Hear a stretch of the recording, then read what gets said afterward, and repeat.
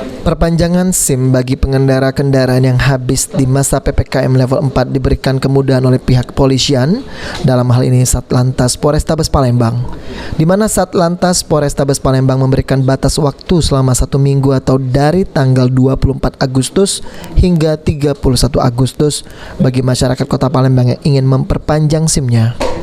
Keputusan ini sendiri merupakan instruksi dari Mabes Polri untuk mendukung penerapan PPKM level 4 yang saat ini sedang berlangsung.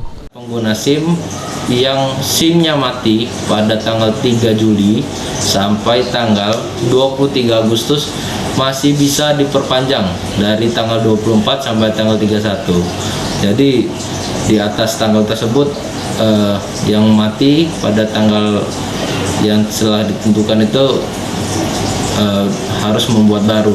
Jadi untuk rekan-rekan yang kira-kira mati pada tanggal tersebut bisa diperpanjang dari tanggal 23 sampai tanggal 31.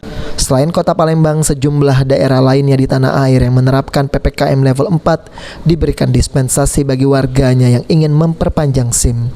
Firman Hidayat, PAL TV.